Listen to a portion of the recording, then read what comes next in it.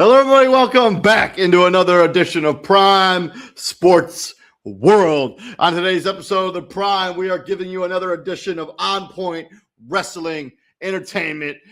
This week in WWE 04/10/26 edition. If you like what we're doing here at Prime Sports World, please like, share, and subscribe to the podcast as we're going to start diving into all the stuff going on in the world of wrestling entertainment over the past week, the good, the bad, and the not so good. We're going to get into all of it here today. And just like Jay Uso, it is just me, Us, here today. Of course, I'm David On Point Huffman. We'll probably have some people guest shows throughout the show. But if you have any comments on anything that we've gone on in the WWE over the past week, please drop those down in the comment section. We'll read them as I go through the show, and we'll talk a little bit about each individual segment as we go through the show. If you drop those comments, I see that 21 people watching us over on the Facebook and the YouTube. So we appreciate that engagement. I'm David On Point Huffman, and this is On Point Wrestling Entertainment, and this is Prime Sports World. Please like, share, and subscribe to the podcast. Let's talk about WWE. Let's talk about SmackDown. Because unfortunately, the WWE went for the home run swing, stepped up to the plate, and struck out looking. It turns out that the entire time that Randy Orton has been on the phone, either between when he was on the SmackDown segments and on the Raw segments, he's been talking to. I thought this was fake when it first came across my newsfeed as I was watching SmackDown, a little bit of a delay. Pat McAfee ended up being the big surprise. And as far as I know, Pat McAfee has no prior relationship with Randy Orton at all whatsoever. And the fact that now he's injected into this feud, by the way, SmackDown in San Jose in the South Beach, pretty close to where I live, kicking off in about an hour. So if you are going out to the South Bay, you are going out to SmackDown, shout out to you. I hope you have a good time. Hope you have a good show. But this is absolutely just injecting somebody into a feud just for the shock value of it, just for the name recognition. This feels short-sighted. This feels pretty embarrassing. They took a feud that should have had a fire build and should have been one of the best booked matches on the card, and they basically have flushed it down the toilet with one move. Why didn't you just let Randy Orton and Cody Rhodes get on the microphone? And these guys have serious beef going back to decades when they were first coming up in the WWE, and you don't use any of their history, any of their stuff, and you're talking about ticket prices, and you're talking about Pat McAfee, and he's talking about ticket prices and how Cody Rhodes isn't selling tickets. I got bad news for you, Pat McAfee. If Cody Rhodes isn't selling tickets, neither is Randy Orton, who's the challenger in the same match. I think it was short-sighted. I think it was a really bad decision. It feels like a decision just to make a decision and just to have the shock factor of Pat McAfee. I know he's on ESPN. He's got one of the highest rated shows on the network. And I know ESPN has this working relationship with the World Wrestling Entertainment now. I just personally, I didn't like it. And if you're perfectly within your realm of possibility that you could have watched this and been like, yeah, that was the best segment I've ever seen in my life. But for me, it just doesn't work. I don't get it. I don't like it. You took a feud that should have been the best booked match on the card, and you've wasted it with a meaningless shock moment. This is probably still the headliner of night 2, but it definitely takes a hit. Given I just didn't like this reveal, and we'll see what they do with it. It's probably going to lead to a tag team match tonight with Pat McAfee and Randy Orton, probably going up against Cody Rhodes and Matt Cardona, if I was to guess. But I just think that this was a bad decision by WWE. From there, we got Rhea Ripley beating Michin and then getting beat up by Jade Cargill after the match. And then, obviously Io Sky came out to save.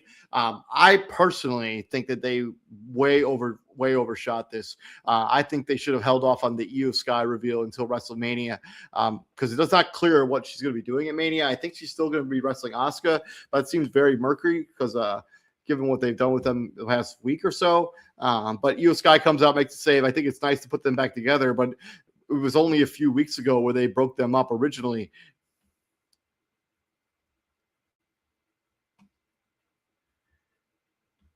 I'm gonna go ahead and delete your comment. I appreciate it. Yeah, I don't know when that's gonna end, But please don't put comments like that on to Prime Sports World, our YouTube channel. We do not appreciate it. From there, we had Uncle Howdy beating Tamba Tonga. This is another feud that just feels like it never ends. But now it feels like it's going to result in a match between Tamba and Sikoa as they kind of got into it backstage later in the segment. I just need these MFTs and the Wyatt Six to be just going in different directions. I just can't. I think this feud's been going on for way too long. It's over. It's done with. Can we please just move on?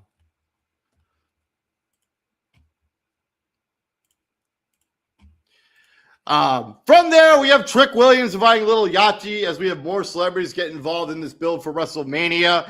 Although I don't know if Jelly Roll is now going to be involved in WrestleMania. It feels more and more likely that he won't be. So we'll see as we get closer and closer to that. I guess, Trick Williams and Little Yachty have a past relationship and ends up stirring the pot. And then Sami Zayn allows Carmelo Hayes to have his rematch. That'll happen later on in the show. But yeah, this segment was fine. Having more celebrities, more eyes on the product is never a bad thing. And Trick Williams, this guy's probably going to be involved in Trick Williams' entrance at WrestleMania, which I'm sure will be incredible. So yeah, just keep an eye out for that content. From there, Aleister Black beat Matt Cardona in a pretty good TV match, but it was just there. The tag team of Alexa Bliss and Charlotte Flair beat Belly and Bella Valkyria. And then, they obviously had a big brawl after this with Nia Jax and Lash Legend attacking both of them as all these teams get ready to face each other against WrestleMania.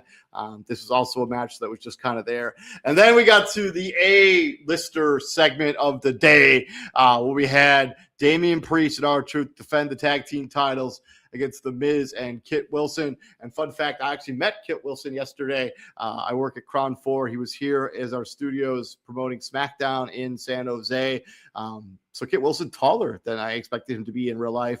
But also, if you don't know, he and The Miz have issued a challenge to Danhausen for WrestleMania for a 2-on-1 match. And I guess you'll have to find a partner, which could be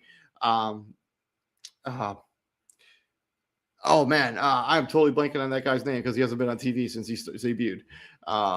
Powerhouse Will Hobbs is his name in AEW, but his name in Royce Keys. So I think that could potentially be the wrestling debut of Royce Keys at WrestleMania. There's no bigger moment than what it'll be at that particular venue. I imagine he's going to accept that. Oh, hey, Eric, what's up, brother? Thanks for watching me over here at Prime Sports World. I'm going to send you the link if you want to come over on the show and watch it. Talk some wrestling with me. I could use a co-host. So, but let's go, brother. Give me a second. I see you on the stream. If you're watching me on Facebook, I just sent you the link to the StreamYard. Jump on, man. Let's go. Let's talk about this. Anyways, but yeah, I think that will be a very fun match. Obviously, what happened here is the Miz and Wilson and Miz and Kit Wilson, they get cursed by Danhausen during the match. The Miz walks right into the south side of heaven. He gets pinned for the 1, 2, 3, and that's all she wrote for that. And then in a kind of a shocking turn of events, Sami Zayn and Carmelo Hayes had their United States Championship match. And Sami Zayn just won. So it almost feels like they're pulling Carmelo Hayes out of. Obviously, yeah. Because he basically, he did. Carmelo Hayes did have an injured leg as part of this. As the official was checking on Carmelo Hayes, he hit the Luva kick onto Carmelo Hayes and ends up getting the 1, 2, 3. This felt like they were pushing Carmelo Hayes out of the feud, and I don't really get that. I think he's earned the right to have that be a triple threat. They have time to rectify this and fix it as we get closer and closer to WrestleMania. But as it stands, I'm just not sure if they're going to be able to interject him into the match now. Oh, for sure. Well, we appreciate the support, Eric. You guys safe, man. I wish you could hop on the show. I appreciate you. And then, Sami Zayn wins, but Carmelo Hayes has done such a good job for Elevate. Same thing with Ilya Dragunov. If they're not going to do, are they just going to do those two guys without the title? It doesn't feel like they're going to add more matches to WrestleMania either. So Sami Zayn defeats Carmelo Hayes. I got to say, I'm a little bit disappointed with the decision not to have Carmelo Hayes, at least in this match at WrestleMania. I hope they make a different decision tonight or next week as we get closer and closer to WrestleMania, the showcase of the Immortals. But right now, this is a pretty disappointment for me. And SmackDown as a whole, I think it is so weakened by that first segment of the show, bringing out Pat McAfee and just having him be part of that feud, who has no business, has no prior relationship with Randy Orton. It felt out of nowhere. It felt like, hey, we're just going to bring Pat McAfee because he has a big time name that people recognize, people know, and we're just going to put him on the show. I don't like it. I think it could have been done better. I would have preferred almost anybody else with Pat McAfee. Doesn't make sense. I would have rather it been Shane McMahon. Let's be totally honest here. From there, we had Monday Night Raw, and CM Punk cut an all-time promo as he goes out there. CM Punk goes out there, as CM Punk tends to do. He goes out there and he cuts an all-time promo, talking about the business, talking about what happened on Friday, talking about ticket sales. It really was a pipe bomb 2.0 in every sense of the word. It was an excellent promo, and it was CM Punk can only do this. CM Punk's the only one that can do things like this. He is just so good on the mic, and he's so good with everything he talks about and how he makes everything feel legit and feel real as he drops this crazy promo on Roman Reigns and on the industry and Pat McAfee. If you have not gone out, if you've not seen this particular promo, I would encourage you to check it out. It's pretty well done. It's pretty entertaining. It's a pretty good watch from beginning to end. But that's getting a major up. From there, LA Knights gets bamboozled by IShowSpeed as Austin Theory gets the victory, as unfortunately IShowSpeed accidentally helps out in the match. Austin Theory gets the 1, 2, 3 as IShowSpeed becomes a part of the Vision. Later on in the show, Adam Pearce revealed that IShowSpeed will have a WrestleMania match. It will be a trios tag team match with the Vision and the Usos and LA Knight. IShowSpeed is crazy athletic. He's so good. Just being an absolute superstar. And he has real name recognition. This is another celebrity that looks like he's put in the work. He looks like he wants this. He looks hungry for this. IShowSpeed is just, the segment was awesome. And I think the match at Mania will also be fantastic with those three teams. I am a little bit bummed that the tag team titles are not going to be defended. But if you're a regular watcher here at Prime Sports World and you're a regular watcher of On Point Wrestling Entertainment, I predicted that last week or 2 weeks ago that I didn't think either tag team titles are going to be defended at Mania. I don't think either will still. So yeah, I think this trio match will be fun, but it is a little bit of a disappointment that these titles on both brands have just been kind of mucked up ever since basically the Usos lost them, or Kevin Owens and Sami Zayn lost them. They just have not had the same type of gravitas. They have not had the same kind of meaning. They've had not the same kind of importance since then. So I just like to see them get back to where they used to be. From there, we were supposed to have Finn Balor versus JD McDonough, but obviously that match was never able to get started as Dominic Mysterio and JD McDonough attacked Finn Balor while he was making his entrance and basically left him in a pile in the middle of the ring. As they were supposed to. Yeah, they're supposed to have a match. Didn't happen. But whatever people are talking about right now is the promo that Finn Balor cut like an hour later. It's super well edited. It's super well done. It hints at him returning as the Demon, as you kind of saw the red flash of the light at the very end of the promo. In my opinion, I think I would have held off on the Demon. Like, I almost feel like Dominic Mysterio. I know you probably can't do this, but I almost feel like Dominic Mysterio should win that first match against Finn Balor. And I may be in the minority there, but like if they're bringing the Demon back for this WrestleMania match, obviously Finn Balor is going to win. But if he wins, I mean, where does that feud go from there? Like, it felt like they were going to do a series of matches. And then, you have Finn Balor lose the first match, and then he kind of needs to go to that place in order to get over Dominic Mysterio. It also makes Dominic Mysterio feel like a bigger threat. The fact that Finn Balor has to go to this place in order to get over on Dominic Mysterio. But if they're just going to break the Demon out on the first, and he can't lose the Demon again, because I think he's lost the last 3 matches in a row as that Demon gimmick. He lost to Edge at WrestleMania at that match right before they kicked him out of the Judgment Day, and then he lost to Roman Reigns as the demon persona in that match where the ropes broke that they never explained. And I just don't think you can degrade that demon gimmick by having him lose another match. So he has to win if he's going to get it back. I would have held off. I think I would have had that be like the SummerSlam surprise. It's kind of like a pseudo anniversary of when he first debuted on the main roster. He won that title at SummerSlam originally, and that's when he ended up, tearing his rotator cuff and ended up being on the shelf. For me personally, I probably would have held off on the demon gimmick, but the promo itself was excellent. And if you have a few minutes to watch the Finn Balor promo, it's really well done. And then Michael Cole was supposed to have an interview with AJ Lee, but unfortunately, that dastardly, the man, Becky Lynch, showed up instead, and she interrupted the promo.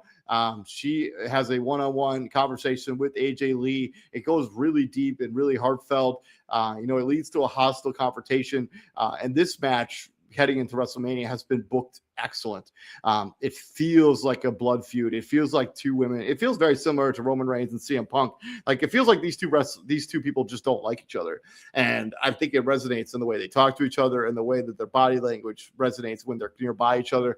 Should be a very good match at Mania. And they've done a very good job of like slow boiling this feud because it doesn't need to be over the top.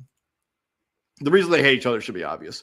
Then Bayley defeated Lash Legend. Nice to see Bayley finally get a victory. Finally, the Lash Legend and Nia Jax, the Irresistible Forces, get a loss. They've just kind of been running roughshod over the tag team division. But I did think that Bayley and Lila Valkyria were going to win this match, although there was a little bit of heel work here by Lila Valkyria as she held the Legend's leg down during the pin, and Bayley didn't seem to really mind that that's the way it went down. So I guess we'll see. This has been another way. You had Charlotte Flair and Alexa Bliss get involved when the referee was not paying attention. You're just building towards that tag team match. So it should be a lot of fun at Mania. From there, we got more payoff of the Seth Rollins versus Gunther stuff. First, Gunther went up to Paul Heyman. I can't remember if it was before this segment or after this segment. And he's like, hey, you're going to owe me a favor. And now we know that favor, we don't know what the favor is going to be because he saved Paul Heyman. But I imagine the favor is potentially going to be, hey, I get to be the one that retires Brock Lesnar at SummerSlam. And that would be a big-time moment for Gunther. Seth Rollins also got a little bit of revenge from Gunther. He was able to put him into a chokehold. He was able to put him into the stomp as he would get into he vowed to stomp Gunther. But, yeah, he did get him into the chokehold, very similar to what Gunther did to him just a week ago, as this feud, quietly as it came out of nowhere, but it's cooking up nicely as we head closer and closer to WrestleMania. From there, we had a trios tag team match. The Los Americanos, who are basically never on TV, going up against Penta, Javon Evans, and Dragon Lee. And this is the typical party match. And there was no scenario where Penta, Javon Evans, and Dragon Lee were ever going to lose this match. But yeah, I'm not even sure who's even on the other team, so it doesn't really matter. But yeah, all of these wrestlers will go up against each other. El Grande Americano, Bravo Americano, and then Rayo Americano as El Grande Americano original, or the old one. And then Evans hits the OG cutter to get on Bravo to get the win for his team. But really, people are talking about what happened after this match. Rey Mysterio comes out, the Hall of Famer Rey Mysterio, and he's like, "Hey, guess who's going to be in that Intercontinental title match?" I am. And it's an interesting wrinkle. Another, you put aside what I talked about last week when it comes to this particular match, where you could have had you could have just had the qualifying matches on Monday Night Raw. You didn't have to quote unquote have them on main event. That never happened. You could have had Rey Mysterio just come out of nowhere as a qualifying match. But I think the match will be very fun, and the wrestlers in the match should be very entertaining. And adding Rey Mysterio, who's a bona fide star, really moves the needle as some guy that has notable name recognition. Because you look at the rest of the cast in there. I mean, outside of Rusev, the name recognition is just not quite there in that match with Jaden McDonough, Penta, Javon Evans, and Dragon Lee. But adding a Rey Mysterio, it immediately elevates this match as you got one of the greatest of all time wrestlers in Rey Mysterio being put into this match.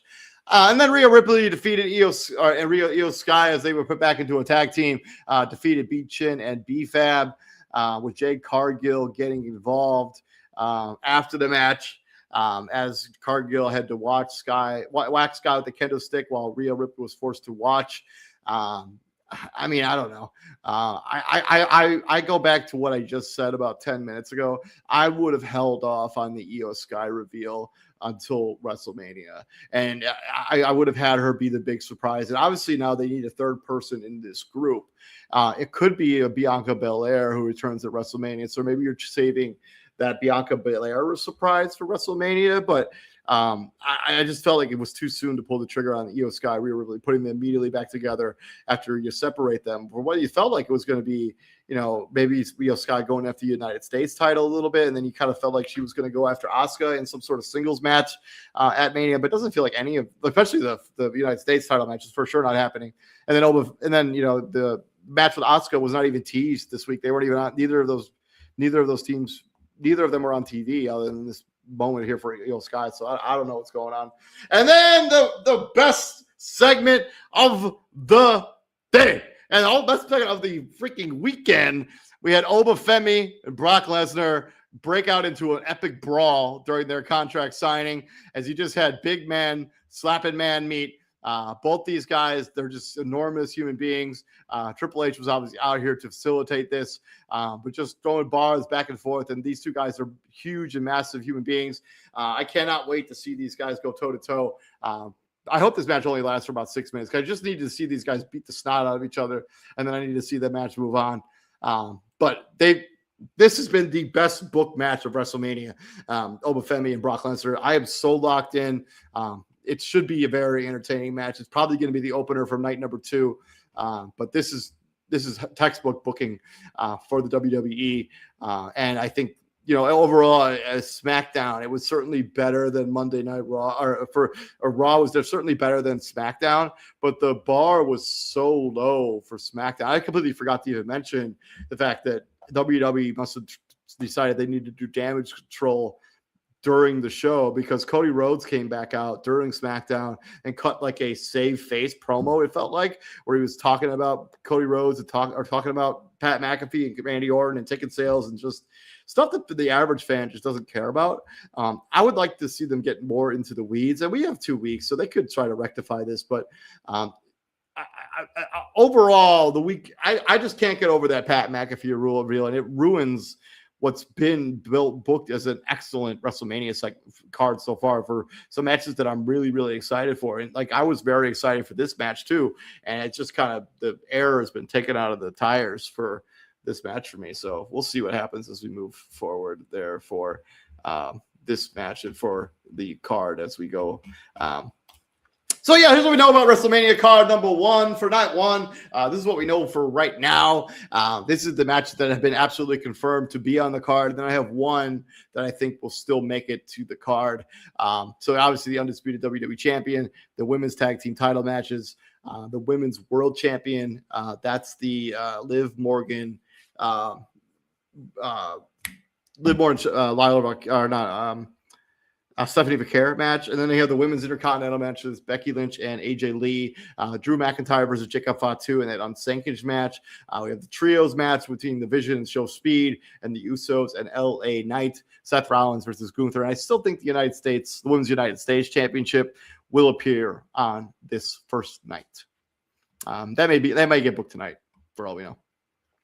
And then on night 2, most of this has been semi-confirmed, but here's what we got. We got WWE Heavyweight Championship, the Men's United States Championship match, the Men's Intercontinental Championship match, the Women's WWE Women's Champion, the Obafemi versus Brock Lesnar match, which I think will open the night, Dominic Mysterio versus Finn Balor, and then these are 3 matches that I have not been confirmed. Actually, I think that mass versus match is completely off. I think AAA really wants that match. I don't think it's going to happen. I'm not totally sure that the Io Sky Asuka match happens anymore either, given that match was not on TV at all this week. So, and then I still do think that match that was teased earlier in the show, we talked about Kit Wilson and The Miz challenging Danhausen to a match at WrestleMania. I had on here that I thought Jelly Roll was going to be his tag team partner, but now I'm not so sure. I think it's going to be Royce Keys making his in-ring debut. So it'd be Royce Keys and Danhausen both making their in-ring debut. And I think that would be a pretty good debut location and spot for both of those wrestlers. As they try to build on their brand there. Thank you very much for checking us out over there on YouTube. I got 6 watchers. Appreciate you guys. Please like, share, and subscribe to the podcast if you like what we're doing here at Prime Sports World. And of course, there's going to be one more person having their day at WrestleMania night number 2. That's right. It's going to be me. I'm David On Point Huffman. I will be at WrestleMania for night number 2 at the Death Star in Las Vegas, Nevada. I have never been to a WrestleMania. I've also never been to Las Vegas, Nevada. So I'm going to my first WrestleMania. I'm going to Las Vegas. So fun, the little scheduling thing that I have to. So I work at a TV station. If many of you people who watch Prime Sports World and follow this channel fairly regularly, I work as a TV station. I'm a TV producer. So I get off work at 9:00 on Sunday morning in San Francisco. Then I have to take an Uber to the airport, and then I have to fly from San Francisco into Las Vegas. Projected to arrive in Vegas like around 1:25 p.m. And so then when I get there to Vegas at 1:25, I have to go to the Caesars Palace, check into my hotel. Actually, it's a buddy of mine hotel. He allowed me to stay there for free, so that was pretty cool of him. Shout out to my buddy Maher for giving me that opportunity.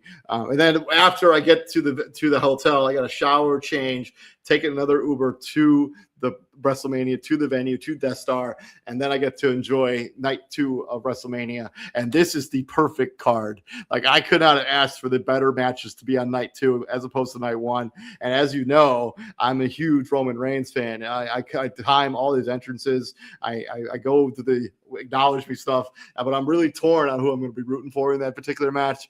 Keep an eye out because I'm going to write a predictions blog next week. I'm going to put that out on the Mid-Card Mania Facebook group. So look for all of that stuff. But I'm going to my first WrestleMania, guys. I hope you guys are all excited for me.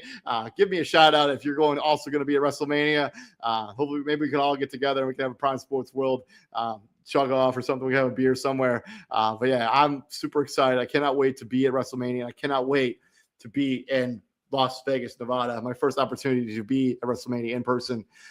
It should be a very fun experience. So, but yeah, I'm David. I'm Blind Huffman. Check it out. If you want to hang out with me at WrestleMania, shoot me a message on Facebook or on just message the this group chat. But unfortunately, not everybody gets to be me and get to go to WrestleMania. We're going to have some wrestlers that are for sure going to miss the card. It's actually the same list as I had last weekend. Nothing has changed. I don't expect either tag team titles. I don't expect the MFTs or the Wyatt Six to be involved. The New Day, Motor City Machine Guns, R-Truth and Damian Priest, Street Profits, Chad Gable, and Ludwig Kaiser. But yeah, thank you very much for joining us here at Prime Sports World. This is our 04/10/26 edition of This Week in WWE. We are Prime Sports World. This has been On Point Wrestling Entertainment, and I'm David On Point Huffman. And if you're going to be at WrestleMania 42, give me a shout out, give me a holler, because I'd love to meet up with some of our fans here at Prime Sports World. With all that being said, we'll be back here next week doing a mock draft, doing the UFL, and of course, we'll be back breaking down all things going on in professional wrestling, specifically the World Wrestling Entertainment. But yeah, I'm David Huffman, and we bring the heat. Like, share, and subscribe, my friends. Take it easy.